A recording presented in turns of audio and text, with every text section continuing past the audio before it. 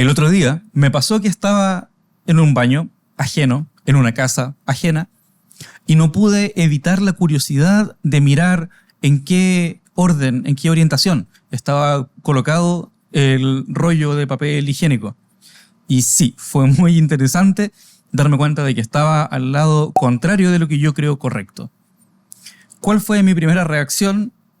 Miré para los lados y dije, bueno, efectivamente no hay nadie mirándome. Saqué el rollo de papel higiénico, lo di vuelta y me fui lavándome las manos. Por supuesto, muy contento después de haber hecho mi buena acción del día. Sin embargo, después me pregunté, ¿eso que hice habrá sido correcto? ¿Habrá sido bueno? ¿Por qué siento que puedo imponer una idea de lo que es correcto sobre otra persona sin haberle preguntado? No sé si tú has hecho eso.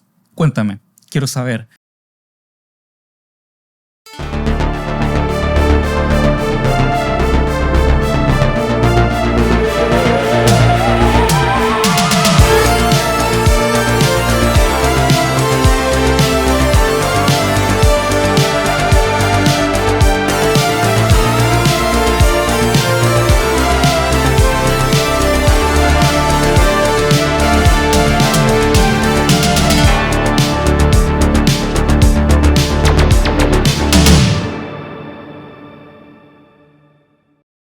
En la tierra de nadie habitan preguntas, medidas, reglas, bordes. Preguntas. Te doy la bienvenida a otro episodio más de tu podcast creativo favorito, Tierra de Nadie. Esta vez en su tercera temporada, por si nunca habías hecho clic en el botón reproducir a este podcast, te cuento que estamos saliendo con formato de video, así que en este preciso momento puedes ponerle ver en YouTube o en Spotify, desde donde sea que quieras disfrutar esto, que dejó de llamarse podcast para llamarse vodcast. Y como dije recién, si nunca habías hecho clic en el botón reproducir, me presento, mi nombre es Aníbal Nadie, soy diseñador, docente, y últimamente podcaster. Me gusta decirme artista porque esto que estás escuchando no es un podcast con las 5 claves para la creatividad ni los 5 consejos para despertar mejor por la mañana. Aquí hablamos de creatividad desde distintas áreas. A mí me interesa siempre ir más allá de la función, es decir, quiero cuestionar un poquito los conceptos que se nos han enseñado en mi formación como diseñador gráfico. Y creo que para ti que estás estudiando alguna carrera creativa o que tal vez te dedicas a trabajar en el rubro de la creatividad, me interesa que puedas plantearte estos cuestionamientos. ¿Por qué? ¿Por qué? Esa es la pregunta más importante. ¿Por qué hago esto? Porque quiero realmente ayudarte a entender que hay belleza en todo y nada a la vez. Vamos a ir aprendiendo un poquito más de eso en el camino. Así que antes de comenzar el episodio, quiero dar las gracias a nuestros amigos y amigas que hacen esto posible cada vez. Estoy hablando de Palta Lovers, que son nuestros amigos, el club de la palta más pulento de Santiago de Chile. Así que si quieres recibir tus paltitas más frescas y directo a tu hogar, anda directo a comprar a Palta Lovers. Diles que los encontraste en el podcast creativo Tierra de Nadie, a ver si sale por ahí algún descuentito. Y agradecemos a los amigos de Oz Coffee, OZ Coffee for Life. Búscalos en Instagram, mira todo el contenido interesante que han hecho en respecto a la cultura cafetera. Y por favor, déjale un saludo de mi parte cuando vayas para allá. Y por último, agradecemos también a los amigos y amigas que se nos suman en esta nueva temporada. Sí, estoy hablando del Lauenman Club. ¿Quiénes son? El dispensario, el club canábico al que pertenezco, donde obtengo mis tratamientos medicinales en base a cannabis a través de una receta médica, gracias a un tratamiento que estoy recibiendo con el apoyo también de los amigos de Lauenman. Así que por favor, puedes escribirle a su correo contacto@lauenmanclub, está escrito en la descripción, y puedes ponerte en contacto directamente con ellos para que te puedan orientar sobre cómo comenzar hoy tu tratamiento medicinal canábico. ¿Alguna vez has ido a la casa de una persona ajena y entras a su baño ajeno y te sientas en ese WC ajeno? ¿Has alguna vez reparado en la posición, en la orientación que tiene el rollo de papel higiénico que normalmente tienen las personas en su baño?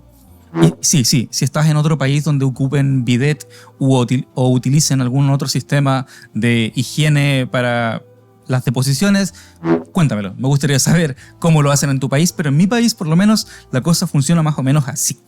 Tú entras a un baño, está el WC y al costado vas a encontrar normalmente, bajo tu mano derecha, el rollo de papel higiénico, porque sí, es un rollo, colocado sobre un dispositivo que permite girarlo para cortar el rollo de confort. O papel higiénico, perdón. ¿Qué pasa con eso? Yo quiero saber si tú alguna vez has sentido esa necesidad imperiosa de darlo vuelta, de colocarlo en la orientación en la que tú crees que es correcto. Porque yo sí. De hecho, sí, lo he hecho. Así que si tuviste la gran, maravillosa suerte de que yo entrara a tu baño en algún momento, debes saber que tal vez en algún momento sí soy culpable. Di vuelta a un papel higiénico, lo cual no me enorgullece, pero sí que me hace pensar en por qué yo pensaría que una posición o una orientación va a estar mejor que otra. Luego me acordé de que el otro día estaba en la casa de Hani, mi pareja, y yo estaba colocando los cubiertos para almorzar y me di cuenta de que estaba siguiendo el mismo orden instintivo que he llevado a cabo durante los 29 años que tengo, por lo menos, de conciencia, que coloqué la cuchara, el tenedor y el cuchillo. Y siempre en la misma posición, en el mismo lugar, sobre la servilleta plisada exactamente en un triángulo. ¿Por qué?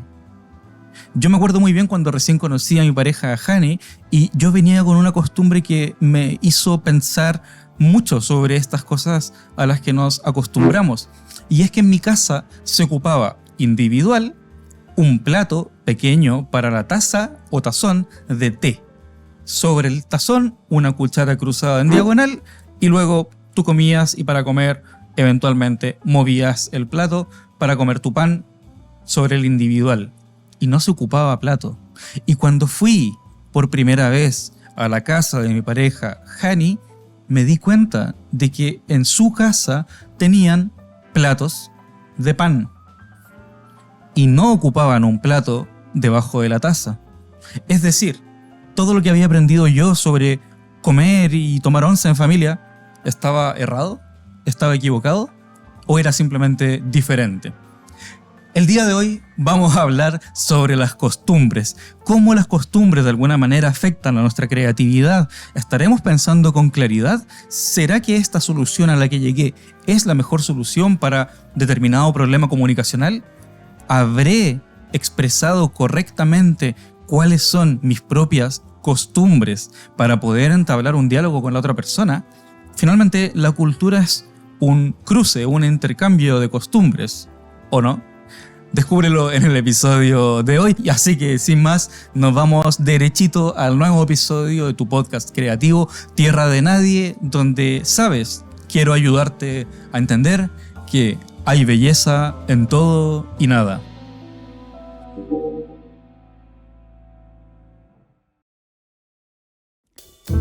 Si hay una idea que quiero que te quede al finalizar este episodio, es que ahí donde hay una regla, ahí donde hay una norma, donde hay algo que se hace por costumbre y por ende se transforma en buena costumbre, ahí donde hay una regla, hay algo importante que se está cuidando.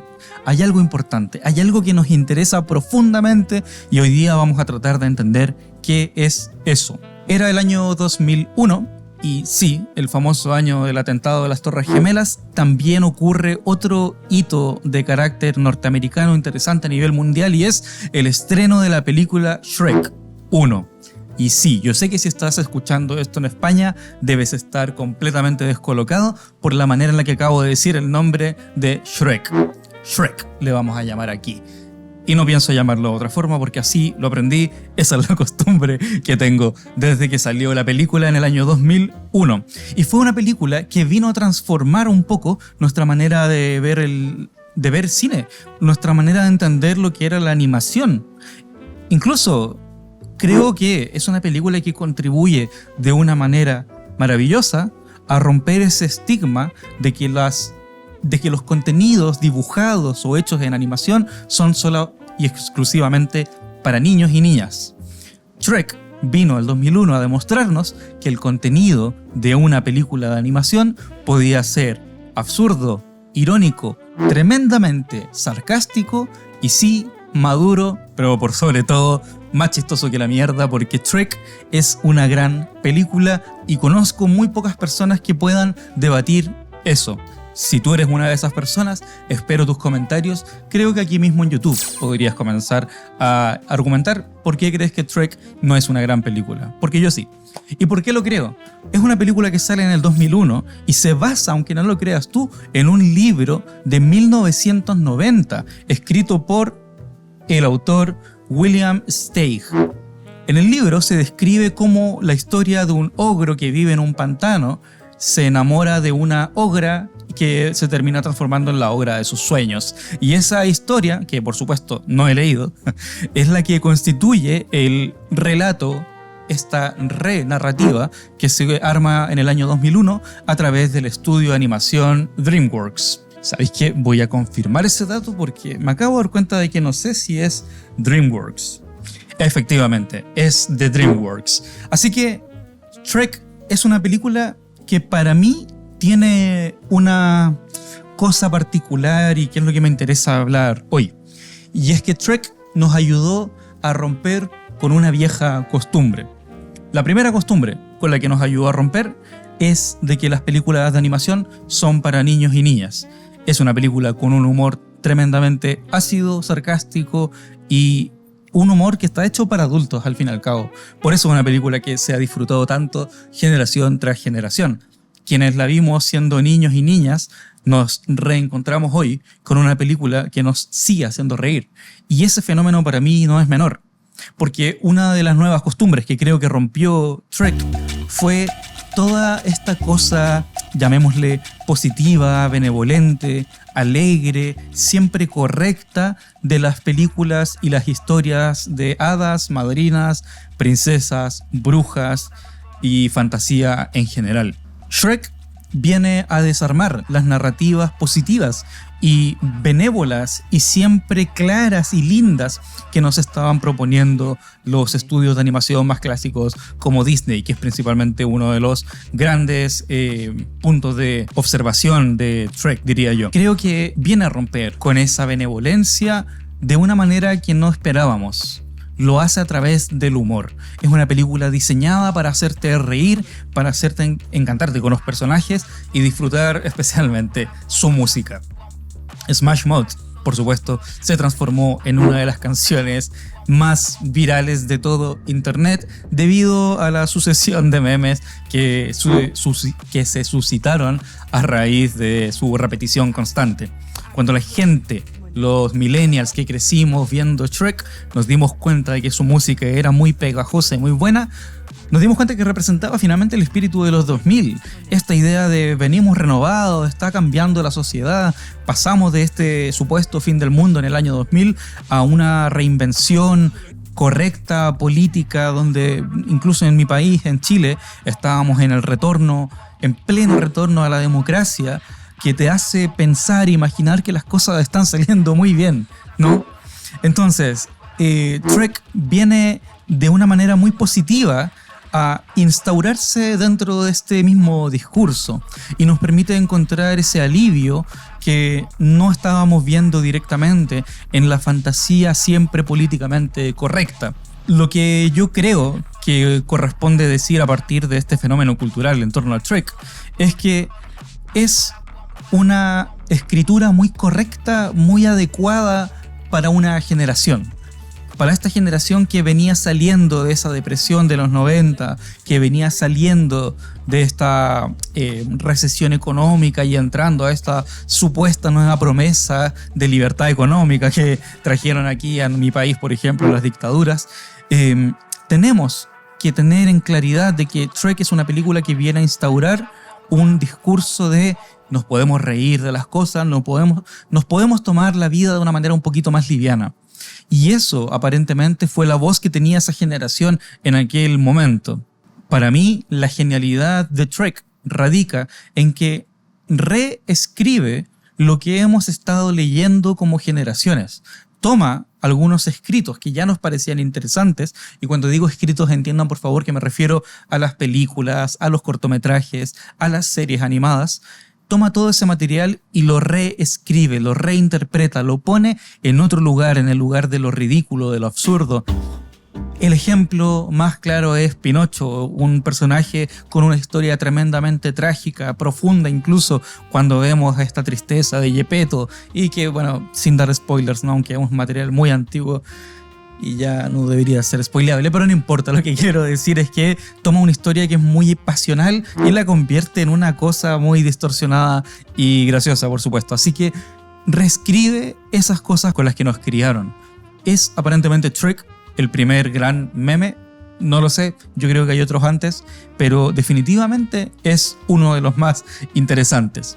Y quiero hablar sobre eso, porque lo que viene a poner Shrek en la palestra, en la conversación, es que nos podemos reír de esas cosas que parecían ser muy graves antes. Shrek nos muestra la historia de lo diferente, nos muestra la historia de cómo nos acercamos a lo otro, a la otredad, porque nos acercamos con miedo siempre, con las armas, con las defensas, cuando por supuesto no estamos entendiendo las verdaderas razones que tienen las personas para ser como son. Y ahí hay algo interesante, porque Shrek nos muestra efectivamente que nuestra sociedad está normada y estructurada sobre unos valores muy claros, muy precisos. Esos valores, esa ética, son normados. Normalmente por cada país son normados. ¿Qué significa esto? Hay reglas, hay constituciones, hay límites que se definen para no traspasar esas barreras, porque como sociedad nos hemos puesto de acuerdo en decir que no debemos traspasar esa barrera. Como por ejemplo que los menores de edad no pueden consumir alcohol, y eso es algo con lo que aparentemente todos y todas estamos de acuerdo, y eso se ha consensuado. Y creo que a nivel biológico, por supuesto que podríamos decir que eso está muy bien, que es muy adecuado. La pregunta ¿es esa la única norma posible para evitar que la adolescencia o las infancias consuman alcohol? Esa es una pregunta que me parece muy compleja y muy digna de conservar ahí en la conversación para ser dicha, preguntada cuantas veces sea necesario. Y ahí, donde hay una regla, quiero decir, hay algo que nos importa profundamente.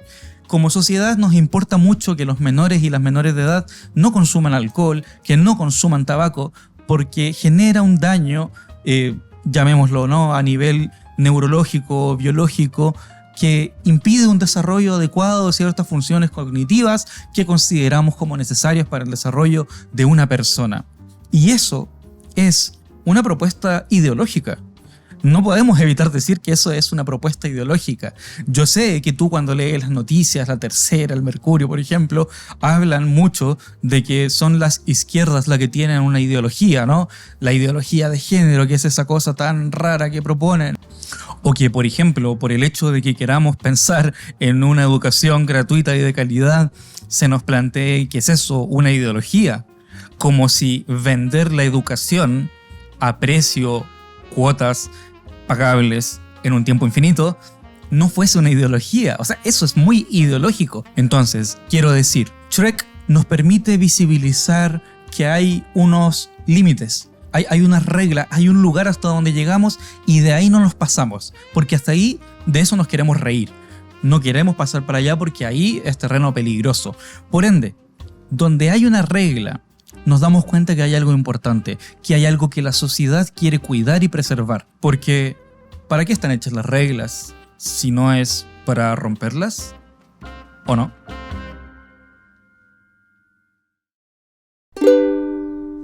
El otro día, mientras me comía un ceviche con palta, me preguntaba, ¿hay alguna tendencia famosa en el Medio Oriente? ¿Hay algo que podamos aprender para aplicar en el diseño contemporáneo? Así que en el Aesthetic Dato Palta del día de hoy te presento la arquitectura neo-mashrabiya. La mashrabiya tradicional tiene sus orígenes en la arquitectura islámica y se desarrolló significativamente durante la época medieval, especialmente entre los siglos XVII y XIX. En Oriente Medio y en el norte de África tuvo una especial popularidad, centrándose específicamente en países como Egipto e Irak. Las mashrabiyas básicamente son estas soluciones de formas geométricas que representan unos patrones y motivos clásicos que podemos encontrar en el islamismo. Son una solución tradicional árabe para refrigerar los interiores de los edificios tan calurosos en los áridos desiertos de Medio Oriente. El clima de la región mediterránea se caracteriza por ser caluroso y seco, así que estas formas constituían una manera tradicional de refrigerar por medio de perforaciones realizadas a los materiales de construcción. El día de hoy son apreciadas como objeto estético e incluso hemos visto sus réplicas en Occidente. La mashrabiyya servía tanto para propósitos funcionales como la ventilación y la protección solar, también como estéticos, porque configuraban una forma de geometría sagrada según sus propios escritos. El neo-mashrabiyya recoge la popular tradición islámica de decorar sus adoquines y decorar sus paredes a través de entregar sombra y la practicidad de poder refrigerar el espacio al mismo tiempo, actualmente con materiales y tecnologías más innovadoras. Este enfoque contemporáneo utiliza materiales modernos como el metal, el vidrio o incluso el hormigón crudo. Algunos de los ejemplos más famosos que podemos encontrar de este estilo son el Museo de Arte Islámico Doha en Qatar, que se compone de estas grandes estructuras que por sus interiores son recorridas por constantes diseños y patrones islámicos. Otro gran ejemplo que incluso se considera biomimético son las torres Al-Bahar de Abu Dhabi en el 2012, que con sus formas y su peculiar fachada permiten la refrigeración y el uso más eficiente de los recursos para mantener el lugar. Y por último, tenemos la Biblioteca de Alejandría en Egipto, construida el año 2002, quien con sus grandes espacios interiores y con sus intrincados diseños interiores nos permite comprender cómo esta forma de arte se va ido reivindicando con el tiempo. Así que si te preguntan dónde aprendiste esta tendencia de arquitectura islámica, di que lo aprendiste comiendo paltita en el podcast creativo Tierra de Nadie.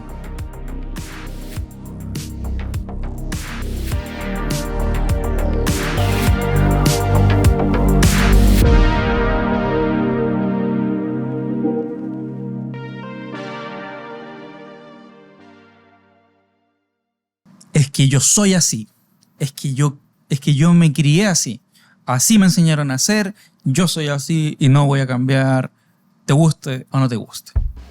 ¿Has escuchado alguna vez a una persona decir eso? Qué desagradable mierda, me carga porque finalmente es una persona que se está cristalizando por completo y está diciendo que está lista, que ya no hay nada más que hacerle, como que ya me formaron, me construyeron así y no hay nada más que hacerme. Yo diría que no.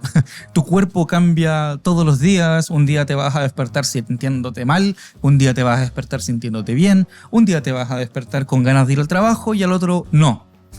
Me pasa seguido. Entonces, quiero decir, una persona que dice un discurso como ese es un discurso que está hecho para justificar una actitud de mierda muchas veces. Te cristalizas para bloquear algo, para decir esto no va a ingresar, esto que tú estás diciendo, que puede ser correcto, que puede ser una apertura a la sensibilidad, no es como tú dices, no funciona. O no funciona en mí. Y eso me parece profundamente interesante de analizar. ¿Por qué una persona querría cristalizarse? ¿Por qué una persona querría convertirse en piedra, en roca? ¿No has visto un río? ¿No has visto cómo el agua termina horadando y rompiendo, separando y transformando los ríos y los cauces? Porque sí, si tú te quieres cristalizar, te vas a convertir en una piedra de un río. Otras cosas van a pasar sobre ti. A mí la gente que me importa que piense junto a mí es la gente que puede reconocer que tiene la fuerza de la costumbre, que tienen costumbres instauradas, que están puestas ahí, quién sabe por qué motivo, pero eres capaz de reconocerlo. Eres una persona capaz de entender que muchas cosas de las que haces no las haces porque quieres, las haces porque simplemente así te enseñaron a hacer. Pero a mí la gente que me interesa es la gente que aún consciente de eso es capaz de decir, perfecto, puedo cambiar, puedo dejar de hacer eso. Si tú alguna vez te has enfrentado a estar tomando once en una mesa ajena, con unas personas ajenas, con una comida ajena, y has podido acostumbrarte a la situación y sentirte en comodidad y decir, oye, parece que eso que hicieron ahí también yo lo podría hacer, y se transforma incluso en un referente o en algo positivo para ti. Si eres capaz de hacer eso y absorber otras costumbres y cuestionar las propias, creo que podemos conversar perfectamente y creo que de seguro que me encantaría hablar contigo. Así que déjame en los comentarios de YouTube, ¿eres tú capaz de transformar alguna costumbre que tuviste en tu infancia o que te enseñaron en la adolescencia? ¿Y por qué siempre hablamos de la infancia y la adolescencia como si después no siguiéramos aprendiendo cosas nuevas? Porque sí, si tú eres de esas personas, quiero escuchar cómo has cambiado algunas conductas o algunas nociones de algo que tenías y cómo eso te ha beneficiado al día de hoy. La familia, el colegio, los amigos, la pareja, son instituciones donde hay normas, donde hay reglas. Las cosas se hacen de una manera, pero no de cualquier manera, se hace a tu manera. A veces no, y ahí está lo complicado. En la familia, normalmente, encontramos una crianza que es más bien jerárquica e impositiva. Es decir, lávate los dientes porque te tienes que lavar los dientes. Uno puede pensar en que sí, desde el adultocentrismo, por supuesto, un niño no tiene la capacidad de controlar ni prever su futuro. Si dejamos el adultocentrismo de lado por un segundo y nos ponemos en el rol del niño o la niña, vamos a poder decir rápidamente, oye, pero si yo no me quiero lavar los dientes, ¿sí? ¿Qué pasa si un día no lo hago? No pasa nada. Bueno, yo fui ese niño y en algún momento me jacté de bacán. Estoy como evadiendo el sistema, ¿no? Esto parece ser que molesta a mi madre, entonces lo voy a hacer. Y escena siguiente, 20 años después de eso, tremendos problemas dentales debido a caries por no haberme lavado correctamente los dientes cuando correspondía. Entonces, ¿qué ganas hubiera tenido yo de tener una madre un poco más jerárquica o impositiva que me hubiera lavado los dientes tal vez a la fuerza? Bueno, no quiero que sea a la fuerza. Y ahí está el punto. No queremos que las reglas sean impuestas, pero sabemos que son necesarias. Sabemos que tiene que haber un límite. Tiene que haber... ¿Y por qué hago este gesto? Me llama la atención. Es como... estoy empujando algo. Es que me imagino llegar como mi amigo el holobionte Elías le dice a... cuando se toca fondo pero se rebota con algo. Me pasaba cuando él me hablaba sobre fumar tabaco. Era un weón que fumaba tabaco hasta hacerse mierda, en sus propias palabras. Y eso me hacía sentir como, bueno, efectivamente, no es que haya no es que el tocar fondo signifique chocar de golpe con algo. Puede ser bien visto también como tocar el borde de una cama elástica. Hay un rebote, y ese efecto de rebote me parece interesante, porque hay ciertas costumbres que vienen impuestas, pero que son cuestionadas cuando se toca ese fondo, cuando se llega a ese punto de elasticidad. Si bien la familia tiene esa imposición jerárquica autoritaria, aparecen otras instituciones en tu vida más adelante que no parecen instaurarte costumbres de esa forma, sino que es más por asimilación, por mezcla. Y estoy hablando del colegio. Tus amigos, amigas del colegio, normalmente son personas bastante diferentes a ti. No sé, te hago la pregunta a ti y me gustaría saber también que me cuentes en los comentarios. ¿Tienes amistades del colegio? Yo, por lo menos, no he conservado amistades desde mis colegios. Estuve en 4 colegios. ¿Por qué menciono esto? Porque esas personas eran fundamentalmente diferentes a mí. ¿Y por qué? Porque no teníamos afinidades, llamémosle absolutas, por los temas de interés, por la manera de expresarnos o por simplemente las acciones o actividades que disfrutábamos. En cambio, cuando entré a la universidad, bueno, al DUOC, me encontré con un mundo que era bastante más parecido a mí, que repetía de alguna forma estas ideas, estas palabras que hacían eco en mí. Y ahí se armó ese concepto, ¿no?, de la cámara de eco. Otros que repiten cosas que yo también digo, por ende terminan validando mi propia postura y eso termina en un claro sesgo. Yo desearía tener amistades del colegio porque me permitirían ver el mundo con otros ojos, porque vivimos en lugares muy distintos hoy en día y tuvimos carreras muy distintas y tuvimos experiencias muy distintas. Me interesaría saber profundamente cómo se desarrolló tu vida, porque en el estar con los mismos siempre en esa cámara de eco se debió a 2 factores. 1, a que yo asimilé esas conductas de los otros, y 2, de que encontré unos otros que tenían unas supuestas áreas de interés similares a las mías. Y ahí es cuando me doy cuenta de que en el colegio la diferencia es que yo estaba por obligación.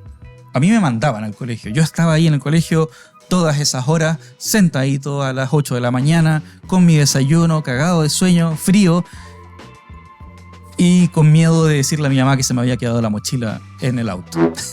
Entonces, yo estaba por obligación ahí, yo no quería estar en el colegio. No sé, conozco muy pocas personas que realmente hayan deseado ir al colegio. Y aunque me digan, sí, yo lo pasaba bien en el colegio, sí, yo también la pasé bien en el colegio. Pero sí o sí, estaba por obligación ahí. Porque de hecho la ley indica, el Estado indica que deberías estar estudiando. Y ahí tú no conociste a tus amigos por buena voluntad o porque eligieran estar en ese curso porque ese curso iba a hablar de una materia en particular que me interesa. Yo estuve con ellos y con ellas por obligación, porque nos juntaron, porque vivíamos relativamente cerca. Y esto nos dice dos cosas sobre la costumbre. Nos dice, primero, que si estamos con una persona que es muy parecida a mí, eso se puede deber principalmente al interés y yo puedo buscar entonces personas afines a mis intereses, pero vivir cerca no garantiza necesariamente que seamos afines. Vivir en la misma comuna tal vez garantiza que hayamos tenido experiencias más o menos similares, como tomar la misma micro en la mañana, devolverte con el mismo miedo de que te cogoteen de noche. Cogoteen, para las personas que no sean de Chile, significa asaltar. Asaltar significa que alguien te robe. Entonces, si no tuviste miedo de que te roben mientras estabas tomando la micro de noche para salir a carretear o salir a una fiesta, probablemente no tenemos las mismas costumbres. Y eso me parece interesante. Las costumbres varían demasiado geográficamente, pero también por las actividades. Cuando entré a la universidad y me encontré en este mundo que más o menos hablaba ese lenguaje que a mí me interesaba hablar, me di cuenta de que crecí. Y crecí mucho, porque me sentí por fin en una zona cómoda. Ahora, llegué a una zona cómoda, encontré estas costumbres. ¿Qué hago ahora con mis ideas? ¿Mi creatividad se ve mermada por estas costumbres? ¿Será que ahora voy a crear mejores cosas porque hablo con más gente creativa que es más parecida a mí? Y por último, me importa pensar, ahí donde está ese punto en común con un otro, con una persona que conocí en la universidad, donde está esa área afín, me interesa saber cómo llegamos ahí, qué reglas se tuvieron que romper o qué sucesos ocurrieron para que ese momento se creara. Te doy la bienvenida a la sección recreativa de tu podcast Tierra de Nadie, una sección donde aprendemos un poquito sobre el cannabis y su uso medicinal, pero también profundizamos en el potencial creativo que el relajo y el ocio nos permite. El día de hoy te quiero contar sobre una cepa que estuve probando gracias a los amigos del Lauerman Club, que se llama Gelato. Y la verdad es que me sorprendió su efecto al vaporizarla, ya que tenía unas... Es la mejor manera en la que yo podría decir que experimento bienestar al consumir un tratamiento medicinal de cannabis.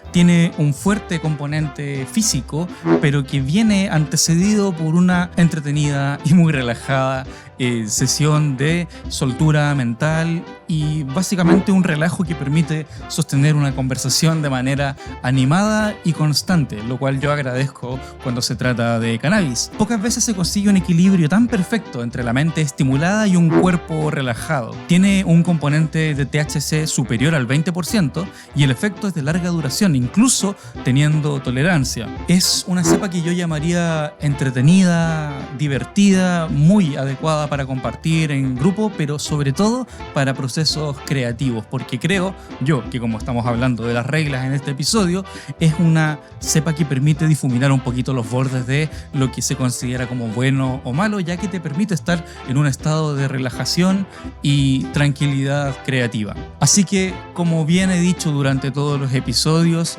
el uso del cannabis medicinal debe ser siempre supervisado por médicos y, por supuesto, siempre se recomienda su consumo a mayores de 21 años que ya tengan completamente desarrollado su sistema nervioso central. Por supuesto, eviten hacerse daño, no sean tontitos y tontitas, así que por favor cuídense.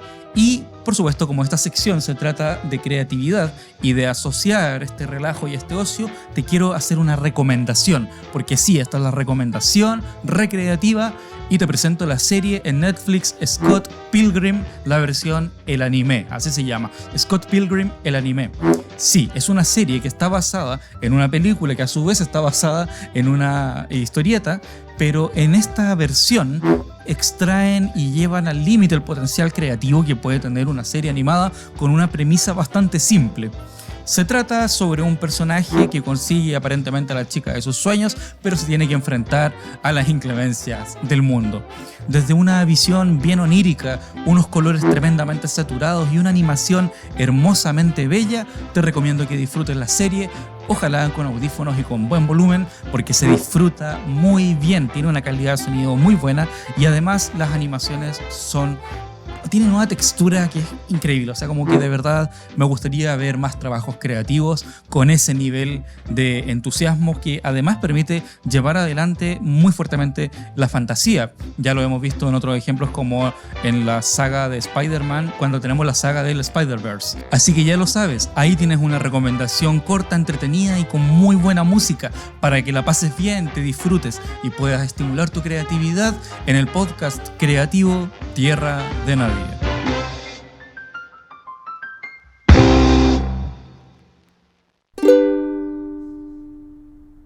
¿Y por qué te quiero hablar sobre todas estas cosas relacionadas a las reglas, a las normas o a estas estructuras normativas que tiene nuestra sociedad?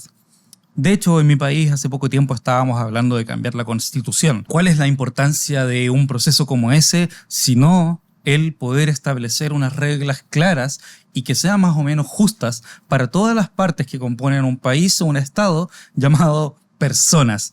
Así que lo que se buscaba era una suerte de justicia en la regla. Buscábamos, de alguna manera, reformular esas reglas iniciales que permiten establecer todos los otros acuerdos. Es un rayado de cancha, es un marcado de hasta aquí llegamos. Esto es lo que permitimos, esto es lo que queremos. No queremos que pase esto porque en caso de que pase esta cosa se aplica esta regla. Eso es a grandes rasgos una constitución. Y esa constitución la tienen los países, pero también la tenemos las personas. Solamente que no le llamamos constitución, le llamamos eso es mi ética, o solemos decir esos son mis valores. Esos valores son los que sustentan la mayoría de tus decisiones y la razón por la que me importa hablar de eso es que la fuerza de la costumbre muchas veces te impide sacar ese potencial creativo que tienes ahí.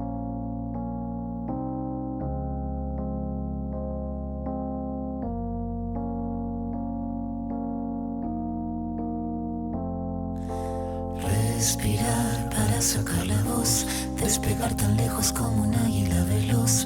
Respirar un futuro esplendor, cobra más sentido si lo creamos los dos. Liberarse de todo el pudor, tomar de las riendas, no rendirse al opresor. Caminar erguido sin temor, respirar y sacar la voz.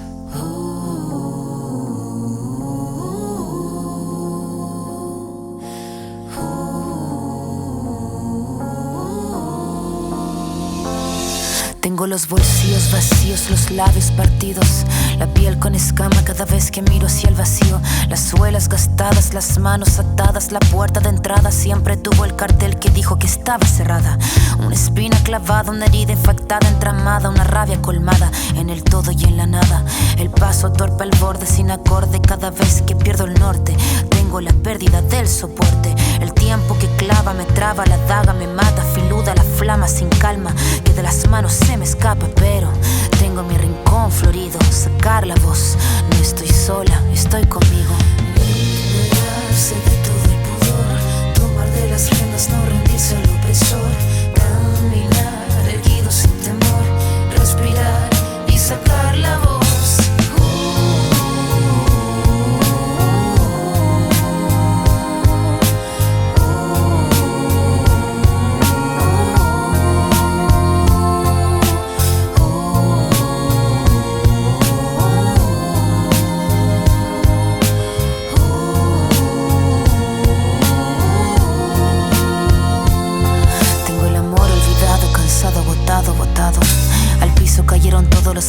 lados que estaban quebrados, el mirar encorvado, el puño cerrado. No tengo nada, pero nada suma en este charco. Mandíbula marcada, palabra preparada, cada letra afilada hasta la cresta de la oleada. Sin pena ni gloria, escribir esta historia. El tema no es caerse, levantarse es la victoria. Venir de vuelta, abrir la puerta, estar resuelta, estar alerta, sacar la voz que estaba muerta y hacer la orquesta. Caminar, seguro, libre, sin temor, respirar y sacar la voz. Liberarse de todo el pudor, tomar de las riendas, no rendirse al opresor. Caminar, erguido sin temor, respirar y sacar la voz.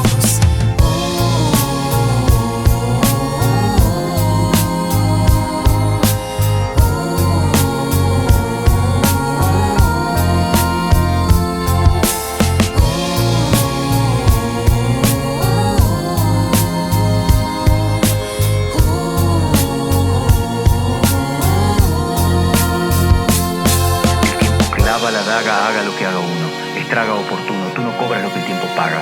Se traga saga tras saga, raspa con su amarga espátula, huérfanos hace de brújula, se lúcida lenta en celo, blanca el arma, blanco el pelo, su blanca cara de crápula. Esta décima espinela, la que Violeta cantaba, la de la sílaba octava del payador, vieja escuela, y lo que duela, si es que tiene que doler, la flama sin calma que arder tenga, que así siga ardiendo, que siga fosforeciendo si tiene que florecer. En un cordel, a colgar la copla que el viento mece, que pocas veces merece.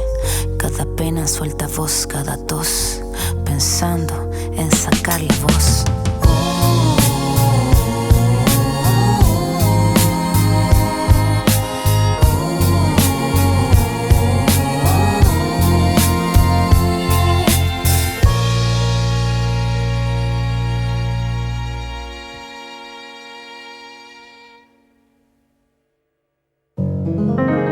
Sacar ese potencial creativo que tienes ahí. Y yo no te voy a prometer nada, no te voy a hacer una promesa falsa que no puedo cumplir, ni decirte de que puedes salir de un bloqueo creativo. Si tienes bloqueo creativo, si has experimentado eso y estás escuchando este capítulo a raíz de que consideraste que ese bloqueo creativo te impidió desarrollar tus actividades o de alguna forma te angustió o te causó un problema, mi mala noticia es que yo no tengo la fórmula para ayudarte a salir de ese bloqueo creativo. Pero lo que sí puedo hacer es mostrarte algunas opciones y que sepas entender que muchas veces ese bloqueo creativo es nada más ni nada menos que un rayado de cancha, unas líneas que delimitan lo que va a ser la creatividad en ti. Cuando tú piensas que estás desarrollando una obra y que no estás llegando al nivel que te gustaría llegar, el problema es también una cosa muy linda. El problema existe porque tu gusto se desarrolló más rápido o se desarrolló, digámosle, de mejor manera, voy a decir mejor entre comillas, ¿no? Eso quiere decir que tu gusto se desarrolló de manera más rápida o de otra manera que tu capacidad para desarrollar una pieza que te guste. Dicho de otra forma, tu criterio de lo que es bueno se desarrolló más rápido que tu capacidad para lograrlo. Y ahí hay un punto interesante.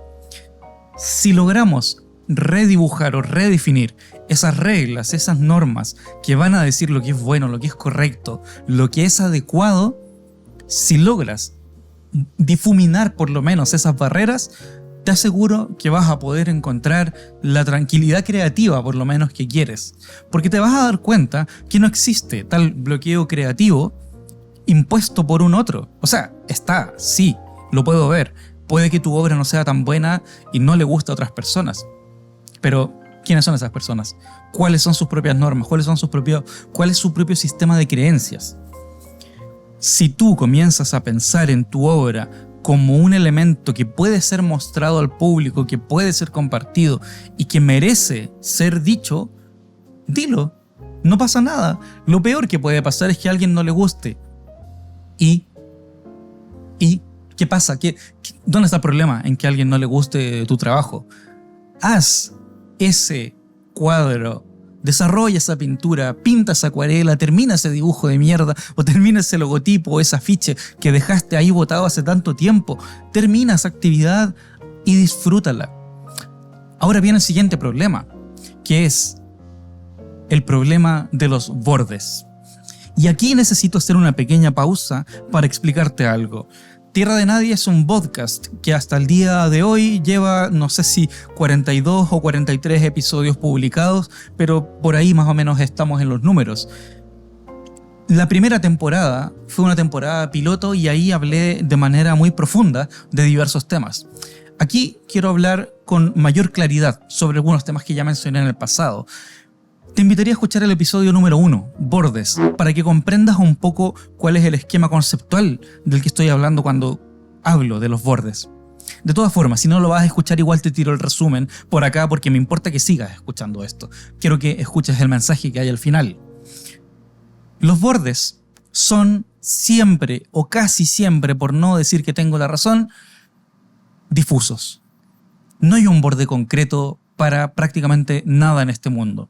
Incluso cuando yo dijera que una piedra es dura, que es resistente y que me puede hacer daño si me cae en el pie, puedo decir que ahí hay un borde todavía frágil de poder definir. Yo sé que has escuchado o has visto en TikTok por lo menos estos videos, estas animaciones donde te demuestran de que realmente, muy entre comillas realmente, tú nunca has tocado nada. ¿Por qué? Porque tu piel, el tejido de tu piel a nivel celular, que está compuesto a su vez de partículas más pequeñas, y vamos a hablar de los átomos finalmente, que están compuestos de un espacio de posibilidades, se están rozando entre ellos, pero son solo roces de campos magnéticos y no es que el objeto mismo en cuestión toque al otro. Aunque sí, esa es la manera de tocar que tenemos en esta vida. Por eso podríamos decir que igualmente hay un borde definido, ¿no? Pero esa misma naturaleza microscópica, llamémosle naturaleza cuántica de los bordes, va a ser lo que delimita también todo el desarrollo de lo que entendemos como reglas o límites de algo. Me explico. Yo me he considerado artista gran parte de mi vida y cuando pintaba cuadros o tomaba fotografías, las imprimía y las intervenía con técnicas varias como bordado o acuarela encima, me enfrentaba siempre al problema de, ok, ¿cómo encuadro esto? ¿Cuál es el marco? Y no es tan fácil responder esa pregunta. Un marco puede tener mucho espacio vacío o puede recortar la obra por completo y se transforma en una obra por sí misma.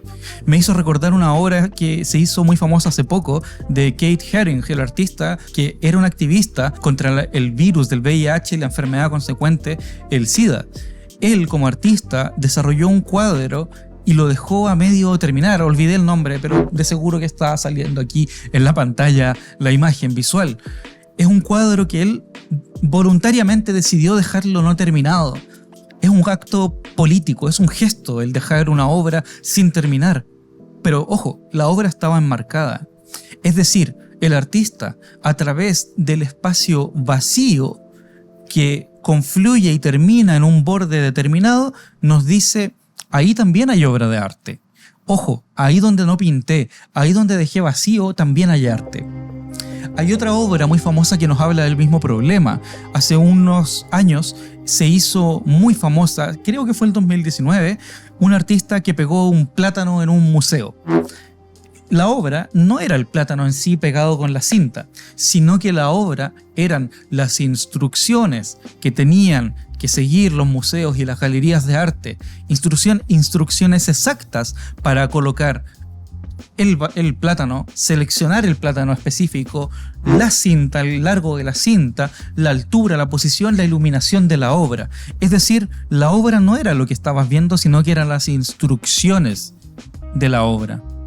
Por consiguiente, también la obra eran las reacciones de las personas que se enfrentaban a observar un plátano en un museo, entre medio de obras como por ejemplo un cuadro de Monet o un cuadro de Georgia O'Keeffe. Quiero decir, pero aún así el artista en ese gesto me pone de manifiesto que hay arte de aquí hasta acá, en este largo, en este ancho, en este volumen. Hay una obra ahí, y lo que está afuera no es obra. Ese es el resumen del capítulo Bordes, donde nos enfrentamos a hablar cuáles son los límites entre las cosas, de que efectivamente nunca vamos a poder llegar a definir con exactitud qué es lo que nos duele de esa regla que estamos queriendo romper. Cuando pregunté esto en Instagram, la respuesta más común que recibí sobre por qué importan las reglas es que son para romperlas, de que son para desobedecerlas. Y yo creo que en un espíritu rebelde sí, pero la regla, de nuevo, está puesta ahí por una razón. Está puesta para cuidar algo que nos importa. Y en tanto tú seas capaz de delimitar los objetivos, ese marco teórico, ese encuadramiento de tu idea, si tú eres capaz de cuestionarlo y mirarlo desde otra perspectiva, puedes salir de ese bloqueo creativo fácilmente. Es solo que ahora invertiste el plano y te diste cuenta de que la puerta siempre estuvo abierta, solo que no estabas mirándolo desde la dimensión que corresponde.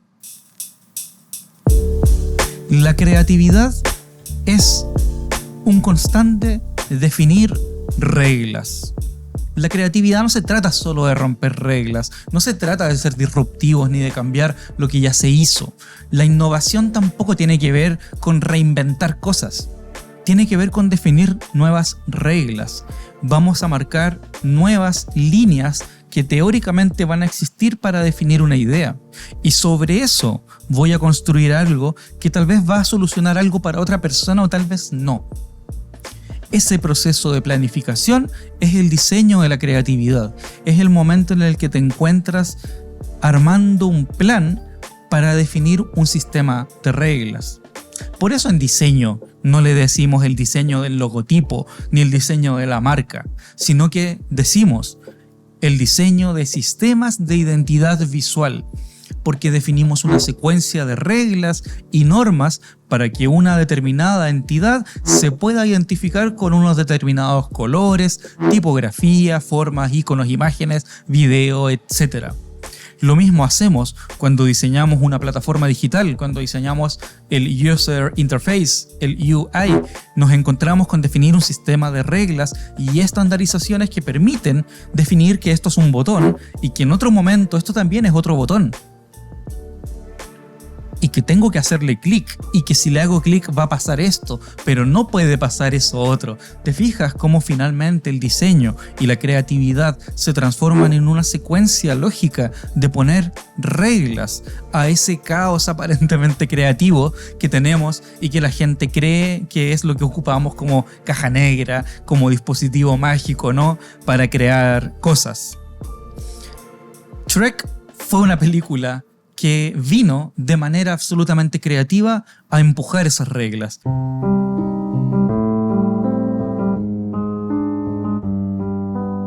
A difuminar eso que creíamos que era correcto.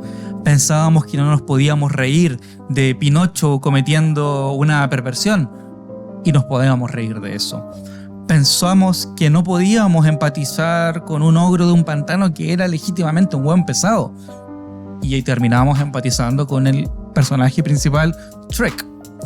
Entonces, lo que viene a hacer Shrek a la sociedad es a decirle, oye, cálmense, tómense las cosas con un poquito más de humor y empujemos estas reglas. Volvamos a redefinir lo que es benévolo, lo que es correcto, lo que es adecuado. Los príncipes que rescatan a las princesas parece que ya no están tan de moda. Ahora viene otra cosa. Ahora viene la otredad, viene lo diferente. Y es ahí donde te quiero decir, y esto lo vamos a resolver en el próximo episodio, cómo incorporamos esa otredad a mi propio sistema de creencias. ¿Para qué? Para crear más y crear mejor. ¿Te gustó el episodio de hoy? ¿Aprendiste algo nuevo? Coméntame. Quiero escucharte, quiero saber qué tienes para decir. ¿Estás de acuerdo con que Shrek es la mejor película de todos los tiempos? Puedes escribirme a mi Instagram, @nadiesl, nadie es con Y, y recuerda ponerle por favor el botón suscribir, seguir en Spotify, en YouTube, en todas las plataformas, por favor. Me haría muy bien y me ayudarías mucho a que este proyecto siga creciendo. Agradezco al equipo de producción, por supuesto, que me ayudó a desarrollar este episodio. La canción que escuchamos el día de hoy se llama Sacar la Voz y es una canción hermosa del artista nacional Ana Tijoux, en conjunto al cantante Jorge Drexler. Anda a escucharla nuevamente porque de verdad que está muy buena para hablar de las reglas que queríamos conversar el día de hoy. Así que bien, esto fue el episodio de hoy. Gracias también a los amigos del Lauenman Club, Oz Coffee for Life y también Palta Lovers por ayudar a que Tierra de Nadie siga siendo un lugar tan amable y tan seguro para ti y para mí. Y eso fue el episodio de hoy. Te agradezco por haberme acompañado y te recuerdo, antes de que te vayas, de que hay belleza en todo y nada.